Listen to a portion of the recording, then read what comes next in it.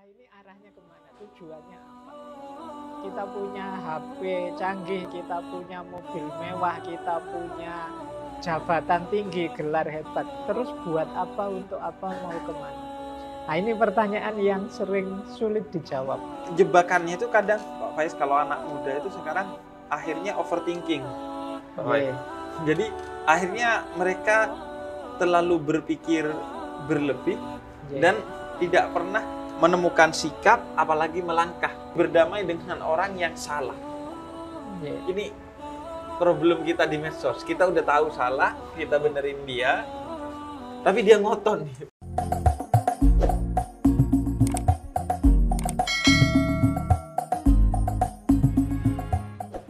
Pak Faiz, banyak tuh kalau orang cerita tentang Pak Faiz, itu tentang ketenangannya.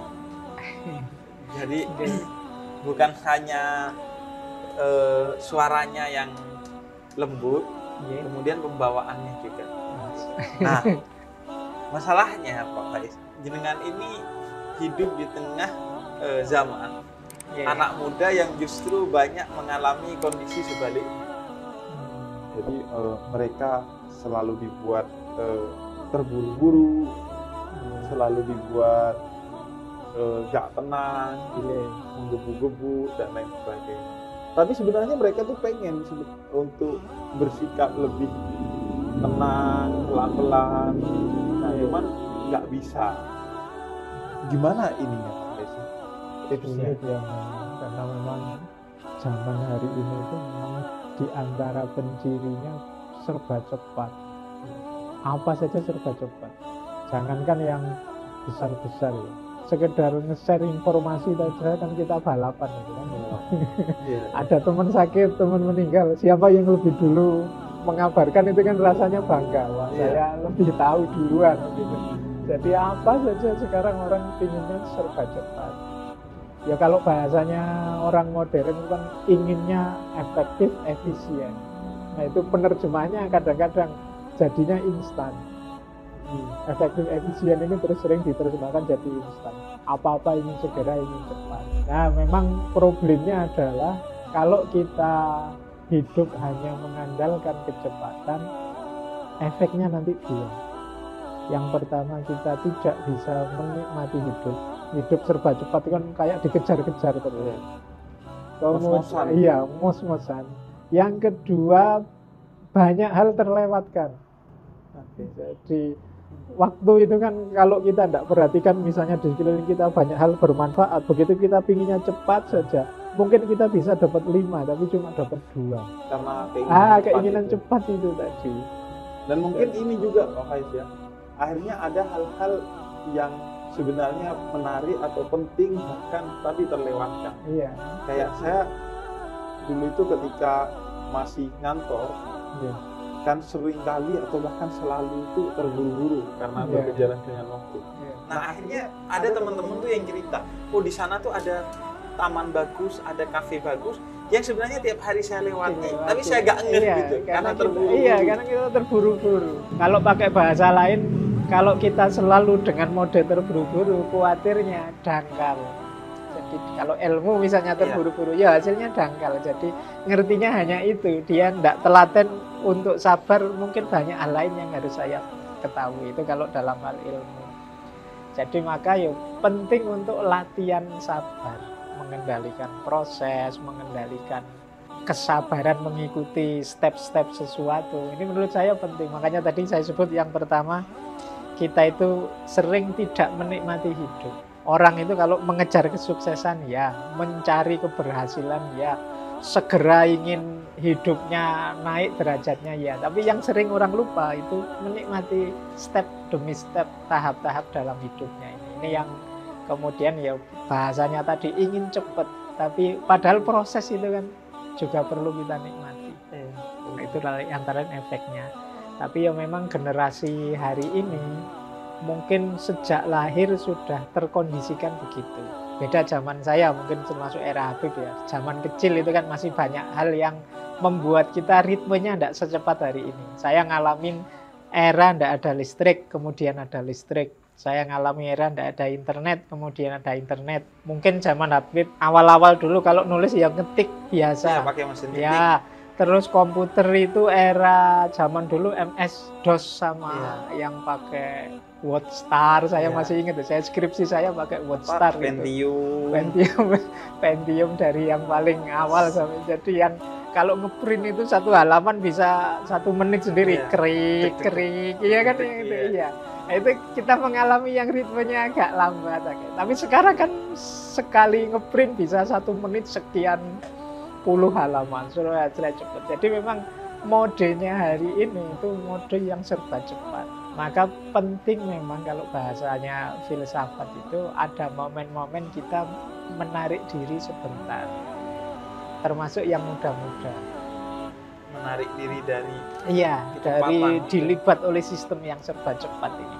Kalau dalam agama ada momen kita dianjurkan melakukan muhasabah, kita dianjurkan melakukan tafakkur, tadabbur tentang ritme hidup kita ini. Itu menurut saya momen-momen yang penting kita manfaatkan. Bukan berarti kita harus lambat, Pak. Enggak. Cepat oke, efektif oke, efisien oke, tapi semoga tidak dangkal tadi. Semoga tidak banyak hal yang penting-penting terlewatkan. Semoga tidak membuat kita tidak menikmati hidup, akhirnya kurang bersyukur. Iya. Tapi mengendalikan dirinya itu gimana, Pak Faiz ya? Agar tadi kayak sabar dan lain sebagainya. Kalau untuk saya sih, saya enggak tahu kok tiba-tiba kata orang, wah Pak Faiz itu. Padahal mungkin ya enggak juga, ya kadang-kadang ya gelisah juga, kadang-kadang ya bingung juga, kadang-kadang ya rasanya terburu-buru juga pasti ada itu. Tapi menurut saya begini, jadi untuk ritme yang cepat tadi, kalau bahasa permobilan, itu kita harus punya kendali penuh terhadap mobil ini dan remnya juga harus pakem. Jadi kita tahu kapan kita ngegas, kapan kita ngerem. Jangan gas terus. Naik kendaraan itu kadang, saya kok gini ya, ini mungkin perlu menarik diri sebentar. Saya kok sudah rutin kayak gini terus, apa ini kondusif ya, apa ini positif ya? Itu saatnya kita. Jadi momen muhasabah ini diaktifkan. Sehingga nanti kita tidak terjebak muter di situ terus sistem. Saya ingat ada seorang filosof namanya Marcuse dari Jerman. Dia mengibaratkan hidup kita yang serba cepat hari ini itu seperti kita naik bis mewah. Bisnya ini mewah, fasilitasnya luar biasa. Mungkin di dalamnya ada karaoke-nya, ada AC-nya, ada toilet mewah macam-macam. Tapi kita tidak tahu bis ini mau kemana. Jadi apakah ke jurang ataukah ke mall atau kemana. Yang penting bisnya mewah. Nah, hidup kita hari ini karena kita modenya serba cepat, kadang-kadang kita lupa. Kita ini mau apa sih? Iya, kita ini arahnya kemana? Tujuannya apa? Kita punya HP canggih, kita punya mobil mewah, kita punya jabatan tinggi, gelar hebat. Terus buat apa, untuk apa, mau kemana? Nah, ini pertanyaan yang sering sulit dijawab oleh kita hari ini. Jadi maka sindirannya Marcuse menurut saya menarik. Jadi bis mewah ini kita tidak tahu mau kemana. Nah, era yang kita sebut teknologi informasi digital dan lain sebagainya, ini terus mau apa? Kalau sudah 4.0 terus mau apa? Kalau sudah canggih teknologi kita mau apa? Ini yang jarang kita pikirkan. Sehingga katanya Mahatma Gandhi kan, manusia itu teknologinya canggih tapi tidak humanistik. Nah, humanistik ini bagi saya ya termasuk arah tadi. Ini mau dibawa kemana? Nah, karena kita sangat cepat, apa-apa lari, apa-apa pingin segera nyampe, pingin segera. Cuma targetnya target artifisial kalau bahasa ya. Target sementara yang ini tidak esensial. Jadi kayak tempat transit sementaranya saja, yang itu kita ingin segera sampai. Tapi setelah itu ya sudah. Kayak kita kalau kebut-kebutan naik mobil luas buanter, tapi terus sampai rumah ya terus nggak ngapa-ngapain. Ya. Jadi seolah-olah diburu ingin apa, tapi begitu sampai kamar kos ya santai-santai lagi, tidak ada apa-apa. Wong tadi pelan-pelan menikmati di jalan kan bisa, mungkin banyak hal bisa dinikmati, disyukuri, lihat keindahan ya. Tapi kan ingin buanter terus ya tidak ada apa-apa. Dan ini kalau saya tuh sering berpikir, Pak Faiz, sengebut-ngebutnya kita, lebih cepat berapa menit sih ketimbang orang yang nggak ngebut. Iya. Ya. Jadi makanya ada tokoh Stoik namanya Marcus Aurelius itu. Ini ada pepatah Stoik yang terkenal sekali. Alam semesta ini tidak pernah terburu-buru, tapi semuanya tercapai. Jadi, Contohnya gimana tuh, Pak? iya. Matahari dari timur ke barat, apa pernah ke susu? Biar segera nyampe barat, segera kan enggak. Ya dia sesuai saja ritmenya, sesuai asalnya. Musim berganti kan ya sesuai saja aturannya, enggak pernah terburu-buru dan semuanya tercapai. Semuanya tercapai. Iya. Karena mereka sudah menjalani sesuai dengan tujuan itu. Ada tujuannya, dia tahu mau kemana dan untuk ke sana dia butuh kecepatan sekian dan lain sebagainya. Jadi dia ngerti pola yang harus dia jalani. Jadi sebenarnya tadi yang Pak Faiz singgung ya, Pak Faiz, yang terpenting itu kedaulatan diri sehingga kita bisa mengukur jadi seharusnya ini berapa lama. Sering saya bilang kuncinya orang hidup itu dua, tahu diri dan tahu batas. Tahu diri itu tadi, ngerti aku ada di mana, posisinya di mana, tujuan hidupku apa, itu bagian dari tahu diri. Besok mau apa dan lain sebagainya. Yang kedua tahu batas. Jadi tahu batas itu kita bisa mengendalikan keinginan-keinginan kita. Kita bisa ngontrol diri kita sepenuhnya, itu bagi saya tahu batas. Banyak kegelisahan kita hari ini justru sebabnya adalah kita lupa batas kita.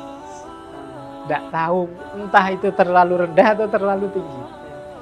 Jadi kalau ingin bahagia bagi saya ya kuncinya dua tadi, tahu diri dan tahu batas. Ngomongin tujuan tuh kan kalau di filsafat ada teleologis ya, Pak Faiz ya, tentang bagaimana pentingnya tujuan, menentukan tujuan.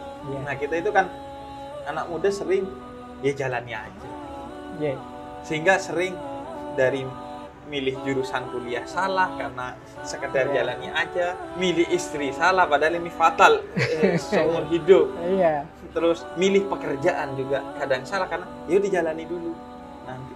Nah itu menentukan tujuan kalau kayak kita mau dari filsafat tuh apa sih Pak Faiz? Jadi ada satu filosofi yang saya suka, salah satu favorit saya dari Kanjeng Sunan Kalijogo. Jadi menurut saya ini menarik untuk jadi cara kita menetapkan tujuan. Kalau bahasanya beliau, angeli ananging ora keli. Apa tuh? Angeli itu kita mengalir seperti anak-anak tadi, tapi ora keli, tidak tenggelam. Jadi tidak tenggelam itu berarti kita enggak sekedar air kemana kita ke situ. Jadi kita mengalir ikut arus, tidak melawan arus. Melawan arus itu mungkin anti dengan situasi hari ini, anti kemajuannya, anti teknologi. Ini melawan arus, berat itu kalau ikuti. Tapi kita punya prinsip. Ora keli itu berarti kita enggak mengalir saja. Kita dengan mengalir itu kita menetapkan tujuan. Tapi tujuan yang tidak melawan arah. Tujuan yang menyesuaikan dengan situasi peradaban sekeliling kita. Jadi berarti dibutuhkan dua keahlian, memahami situasi dan memahami diri. Memahami situasi tadi untuk mengalir, biar kita tahu ini zamannya memang zaman seperti ini. Nah, ora keli tadi berarti kita memahami diri. Aku punya prinsip, aku punya target, aku punya idealisme, aku punya ini untuk biar kita enggak sekedar ikut saja. Jadi kalau prinsipnya hanya mengalir saja, ikut saja, ya kalau pas alirannya beres membawa kita ke yang baik-baik. Kalau alirannya negatif, kita terbawa ke yang negatif.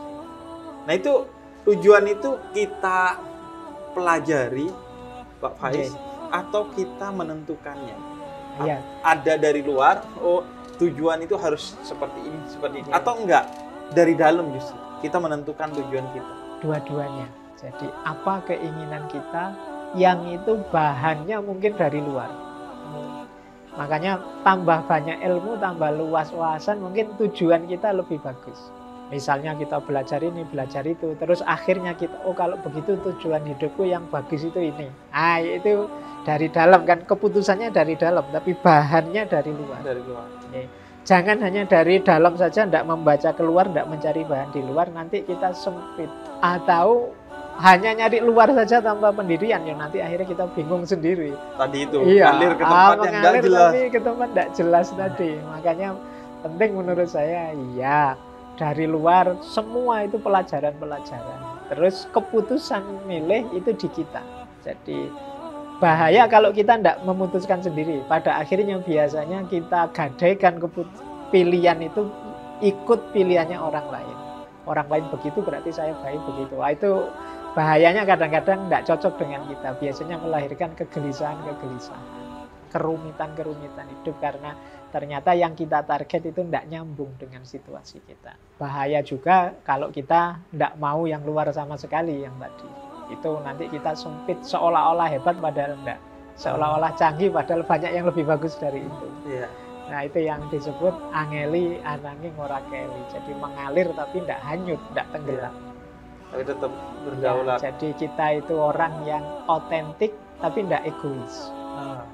Jadi diri kita sendiri tapi ya tidak menang-menangan, tidak merasa diri sudah paling baik. Kita tetap mau belajar, mau dapat masukan. Nah, itu.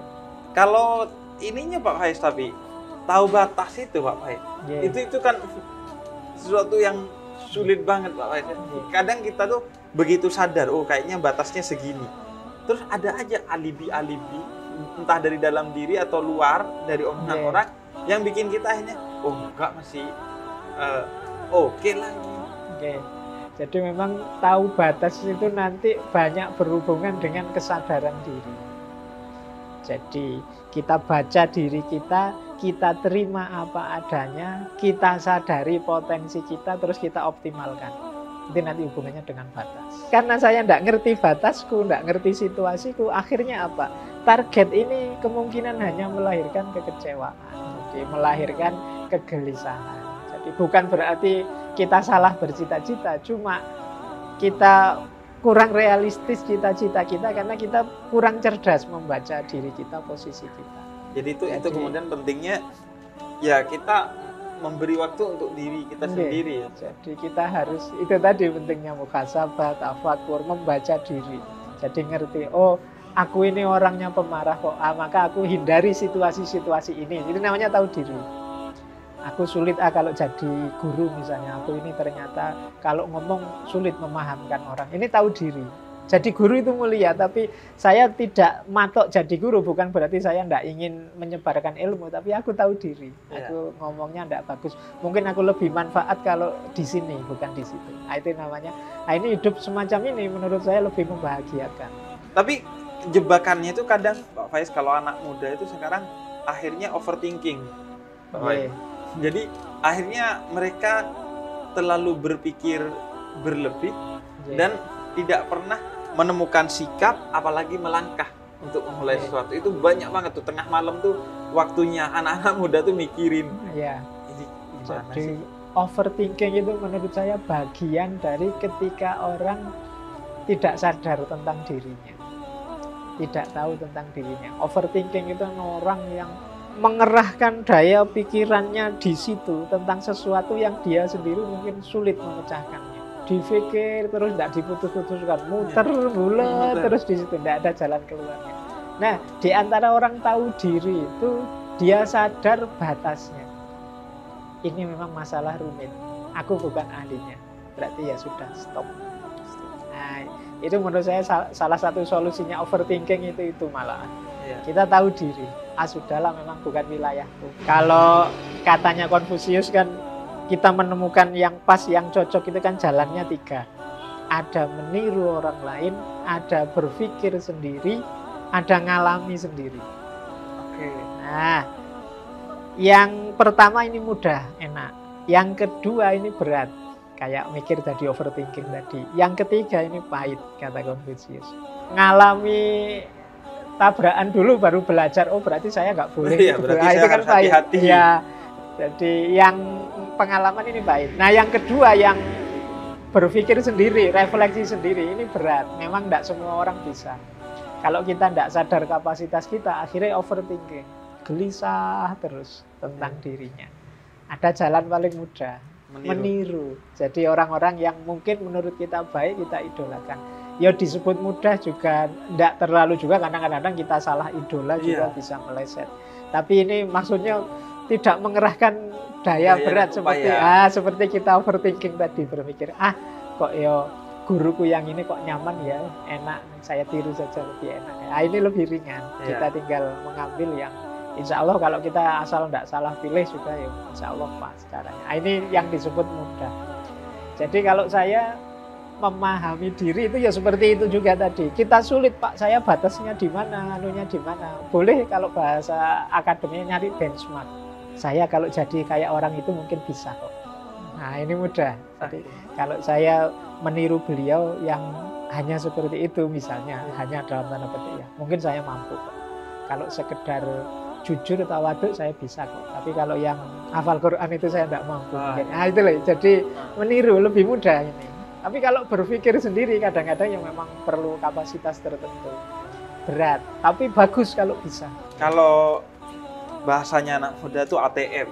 Amati, tiru, tapi ya modifikasi agak bedanya. Sesuai lah. Kita. Jadi ada yang ditiru itu lebih mudah memang. Cuma ya kuncinya memang awas salah pilih yang ditiru karena begitu salah idola ya nanti kayak tadi akan melahirkan masalah baru.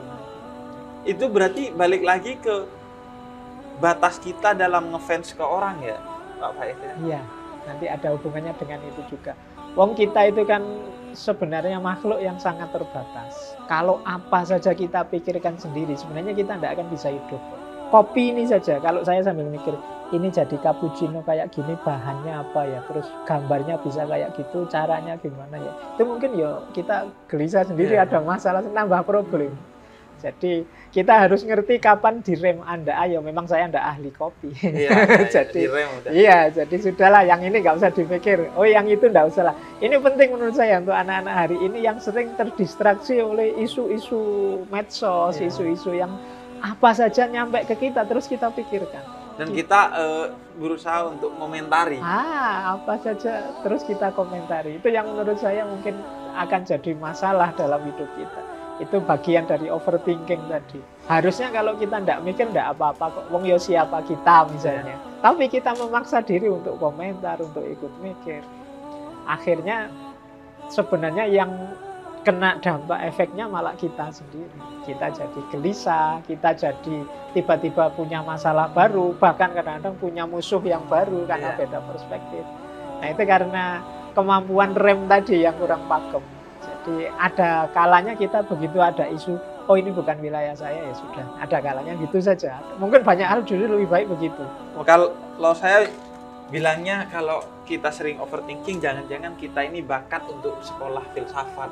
Karena filsafat itu kan mikirin sesuatu yang menurut orang berlebihan. Ngapain kamu mikirin hal-hal begitu? Bisa begitu juga. Atau juga sebenarnya enggak filosofis. Enggak filosofis. Iya, karena filsafat itu cinta kebijaksanaan. Kebijaksanaan itu orang yang ngerti kapan maju, kapan mundur. Itu bijaksana. Kapan harus berhenti, kapan harus lanjut. Sehingga ya nggak akan overthinking. Iya, nggak akan overthinking. Jadi makanya kalau ada orang, wah filosof itu ngeyelan, nggak bisa kalah kalau debat. Kalau ada orang sangat ngeyelan, bagi saya malah bukan filosof. Iya.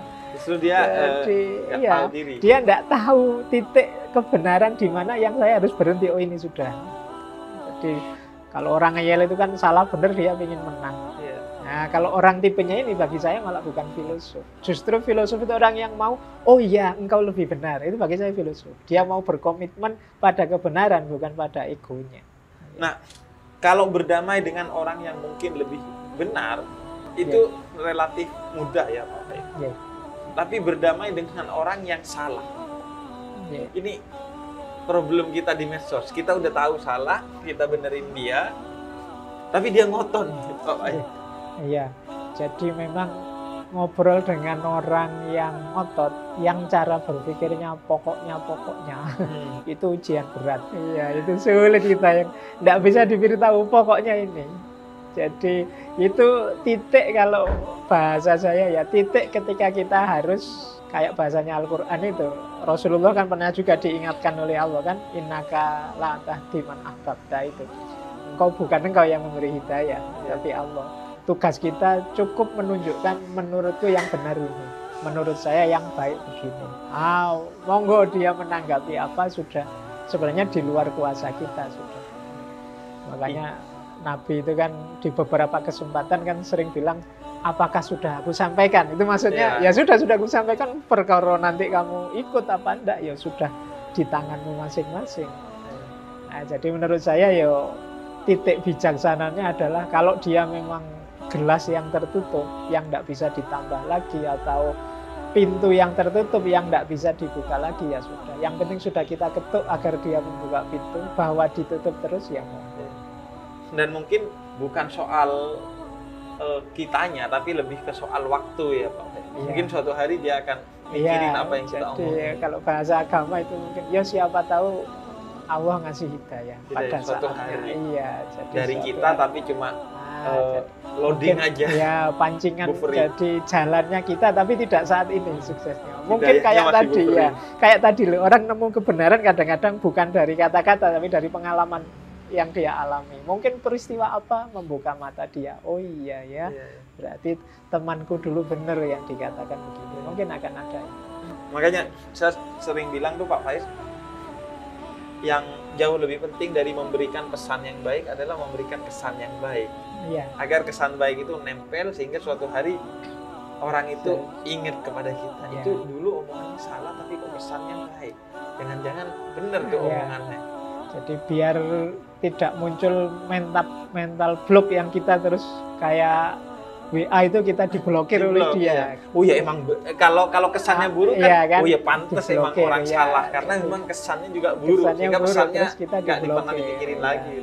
Jadi ya itu penting untuk kita hari ini karena hari ini kan zamannya memang bagi saya ya digital itu kan era komunikasi. Yang cirinya hari ini itu antara lain tindakan komunikasi lebih penting daripada makna komunikasi kalau hari ini.